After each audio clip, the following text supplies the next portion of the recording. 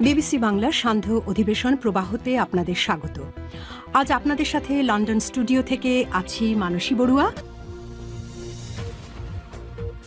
বাংলাদেশের সর্বশেষ গুরুত্বপূর্ণ আপডেট সংবাদে আপনাকে স্বাগত। শুরুতেই সংবাদ শিরোনাম, পরে বিস্তারিত। প্রথমেই জানাবো আমাদের হাতে থাকা সর্বশেষ গুরুত্বপূর্ণ সবথেকে তাজা আপডেট সংবাদ। পটুয়াখালীতে ভোট কেন্দ্রে অগ্নিসংযোগের চেষ্টা। পটুয়াখালীর দুমকিতে ভোট কেন্দ্রে অগ্নিসংযোগের চেষ্টা করা হয়েছে। আজ রাত ৯টার দিকে পাঙ্গাশিয়া ইউনিয়নে ৪ নম্বর ওয়ার্ডে পাঙ্গাশিয়া নেছারিয়া সরকারি প্রাথমিক বিদ্যালয়ের কেন্দ্রে এই ঘটনা ঘটে। এই ঘটনার পর সেখানে পরিস্থিতি থমথমে অবস্থা বিরাজ করছে। এরপর জানাবো মধ্যরাতে বিএনপির প্রার্থীর পক্ষে টাকা বিতরণ ৬ জনের কারাদণ্ড। ময়মনসিংহ ১১ আসনে বিএনপির প্রার্থীর পক্ষে ভোটারদের মধ্যে টাকা বিতরণের সময় হাতে নাতে ৬ জনকে আটক করে ভ্রাম্যমাণ আদালত এবং তাদের কাছ থেকে ৬টি মুঠোফোন, ২৫,০০০ টাকা হিসাবের খাতা, একটি প্রাইভেট কার জব্দ করা হয়েছে। তাদেরকে বিভিন্ন মেয়াদে কারাদণ্ড দিয়েছে ম্যাজিস্ট্রেট। এদিকে জামাত কর্মীকে অস্ত্র দিয়ে ফাঁসানোর চেষ্টা, বিএনপির আটকের ৪ ঘণ্টা পর উদ্ধার। ফেনীর ছাগলনাইয়ায় শামসুল আরেফিন ৩৫ নামের এক জামাত ইসলামের কর্মীকে তুলে নিয়ে অস্ত্র দিয়ে ফাঁসানোর চেষ্টার অভিযোগ উঠেছে স্থানীয় বিএনপির কর্মীর বিরুদ্ধে। আজ রাতে ঘোপাল ইউনিয়নে এই ঘটনা ঘটে। তবে ৪ ঘণ্টা জিম্মি করে রাখার পর ভুক্তভোগীকে আইনশৃঙ্খলা রক্ষাকারী বাহিনীর সদস্যরা উদ্ধার করে পরিবারের কাছে হস্তান্তর করেছে। বিএনপির চাঁদাবাজ সন্ত্রাসীদেরকে ছাড় দেওয়া হবে না বলে হুঁশিয়ারি দিয়েছে জামাত। এবারে জানাবো ভোট চুরি হতে পারে, ফলাফল না নিয়ে বাসায় ফিরবেন না বললেন ডাক্তার শফিকুর রহমান।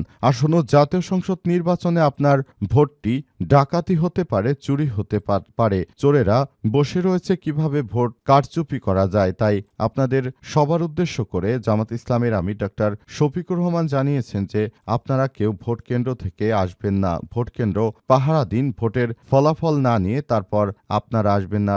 যতক্ষণ পর্যন্ত আমরা কেন্দ্র থেকে ঘোষণা না দিব যে আমাদের জয় কিংবা পরাজয় হয়েছে, ততক্ষণ পর্যন্ত কোনো সন্ত্রাসী নাশকতাকারীর কথা আপনারা বিশ্বাস করবেন না। সেজন্য ইতিমধ্যেই জামাতের আমির সবাইকে নিয়ে একটি গুরুত্বপূর্ণ বার্তা দিয়েছে।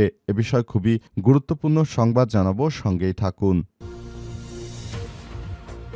এবং সর্বশেষ জানাবো প্রশাসন, পুলিশ, মিডিয়া, সেনাবাহিনীর উদ্দেশ্যে যা বললেন হাসনাত আব্দুল্লাহ। এনসিপির দক্ষিণাঞ্চলের মুখ্য সংগঠক এবং কুমিল্লা ৪ আসনে জামাতের জোটের প্রার্থী হাসনাত আব্দুল্লাহ বলেছেন, প্রিয় প্রশাসন, প্রিয় পুলিশ, প্রিয় মিডিয়া এবং অত্যন্ত প্রিয় সেনাবাহিনীর ভাইয়েরা, আপনারা যারা আছেন, আপনাদের প্রতি অনুরোধ থাকবে আপনারা এবার নিরপেক্ষ ভূমিকা পালন করুন। ১২ তারিখ শুধু যে ভোটারদের পরীক্ষার বিষয়টা এমন নয়, এই প্রতিষ্ঠানগুলোর জন্য পরীক্ষা, আপনাদেরও পরীক্ষা।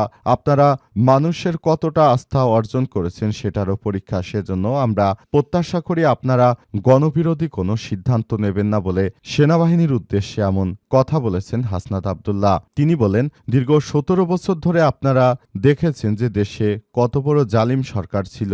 এই জালিম সরকারকে রক্ত দিয়ে হটিয়েছি। আবার আপনারা যদি নতুন করে আবার আরেক জালিমকে বসার সুযোগ করে দিন, বাংলাদেশটাকে এগিয়ে নিতে হবে, সেটি অবশ্যই আপনাদেরকে মাথায় রাখতে হবে। প্রিয় ভাইরা, আশা করব আপনারা এই জাতীয় সংসদ নির্বাচনে নিরপেক্ষ থাকবেন এবং এই দেশটাকে সুন্দরভাবে গড়ে তুলতে হলে আগামীতে আপনাদেরও অনেক বেশি প্রয়োজন। প্রিয় দর্শক, এতক্ষণ শুনছিলেন সংবাদ শিরোনাম, এবারে বিস্তারিত।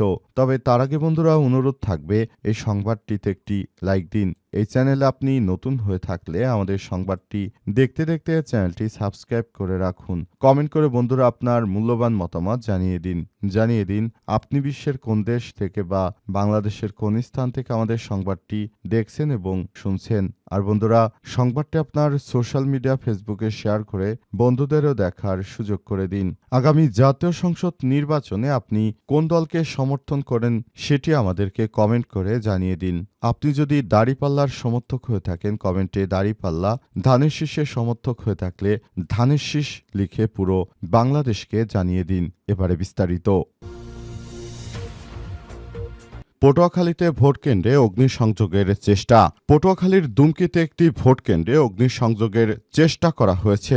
আজ রাতে ৯টার দিকে পাঙ্গাশিয়া ইউনিয়নের ৪ নম্বর ওয়ার্ডের পাঙ্গাশিয়া নেসারিয়া সরকারি প্রাথমিক বিদ্যালয় কেন্দ্রে এই ঘটনা ঘটে। প্রত্যক্ষদর্শীদের সূত্র থেকে জানা গেছে, রাতে কয়েকজন দুর্বৃত্ত টায়ারে আগুন জ্বালিয়ে কেন্দ্রটির ভেতরে ছুড়ে দিয়ে দ্রুত সেখান থেকে পালিয়ে যায়। সময় এশার নামাজ শেষে বাড়ি ফেরার পথে দুই কিশোর সেখানে একটি কক্ষে আগুন দেখতে পেয়ে চিৎকার শুরু করে। তাদের ডাক চিৎকারে আশপাশের লোকজন দ্রুত ঘটনাস্থলে ছুটে এসে তা নেভাতে সক্ষম হয়। ফলে বড় ধরনের ক্ষয়ক্ষতি থেকে রক্ষা পেয়েছে ভোট কেন্দ্রটি। উল্লেখ্য, বাংলাদেশের প্রতিটি ভোট কেন্দ্র প্রায় স্কুলে অনুষ্ঠিত হবে এবং প্রতিটি স্কুলে নাশকতার চেষ্টা করছে সন্ত্রাসীরা। এই সন্ত্রাসীদেরকে ধরে ধরে সেনাবাহিনীর হাতে তুলে দিন। অন্তর্বর্তীকালীন সরকারের প্রধান উপদেষ্টা জানিয়েছে, কোনো নাশকতা চলতে দেওয়া হবে না।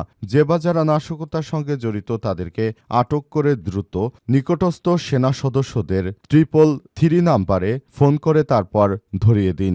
যারাই সন্ত্রাসী নাশকতা চালাবে, ভোটকেন্দ্র দখলের চেষ্টা করবে, তাদের হাত পা গুড়িয়ে দেওয়ার ঘোষণা দিয়েছে রাজনৈতিক দল এবং প্রশাসনের সদস্যরা।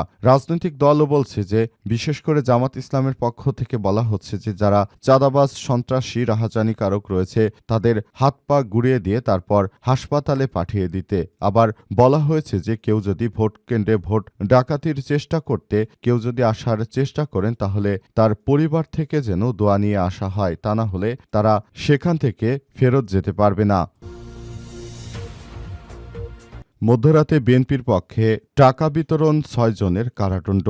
ময়মনসিংহ ১১ ভালুকা আসনে বিএনপির প্রার্থীর পক্ষে মধ্যরাত থেকেই তারা ভোট চেয়ে সাধারণ জনগণের কাছে ঘুষ দিতে শুরু করেছে। বিষয়টি প্রশাসনের ঊর্ধ্বতন কর্মকর্তারা জানার পরই তারা সেখানে এসে অভিযান চালায় এবং শেষ পর্যন্ত এই বিএনপির চাঁদাবাজ সন্ত্রাসীদেরকে আটক করেছে। তারা বিভিন্ন জায়গা থেকে সাধারণ দোকান থেকে চাঁদা তুলে সেই টাকা দিয়ে ভোট কেনার চেষ্টা করছিল বলে অভিযোগ পাওয়া গেছে এবং অভিযোগ পাওয়ার পরই সেনা সদস্যরা সেখানে অভিযান চালায় এবং অভিযান চালিয়ে সাজাপ্রাপ্তরা হলেন আব্দুল হামিদ ৭৫, তানভীর ৪২, গোলাম রাব্বি ২৩, মেহেদি ৪০, শামসুদ্দিন ৭৪, গোলাম শহীদ ৫০। গোলাম শহীদ পার্শ্ববর্তী গফরগাঁও উপজেলার জশরা গ্রামের বাসিন্দা, ভালুকা ভান্ডাবো এবং বগাজান এলাকার বাসিন্দা বলে জানতে পেরেছি। এই সন্ত্রাসীদেরকে আটক করে সেনাবাহিনীর সদস্যরা থেরাপি দিচ্ছে।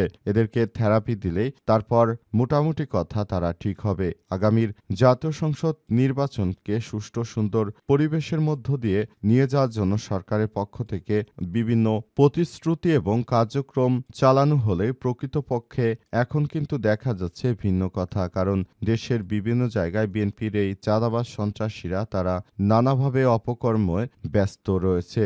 এসব অপকর্ম করে মূলত তারা বাংলাদেশটাকে আবারও খারাপের দিকে এগিয়ে নিয়ে যেতে চায়, এমনটাই আশঙ্কা করা হচ্ছে এবং সেই জায়গা থেকেই এখন পর্যন্ত আসলে সবকিছু করা হচ্ছে এবং বিএনপির চাঁদাবাজি সন্ত্রাসীদের বিরুদ্ধে সরকারের কার্যক্রম অব্যাহত রয়েছে।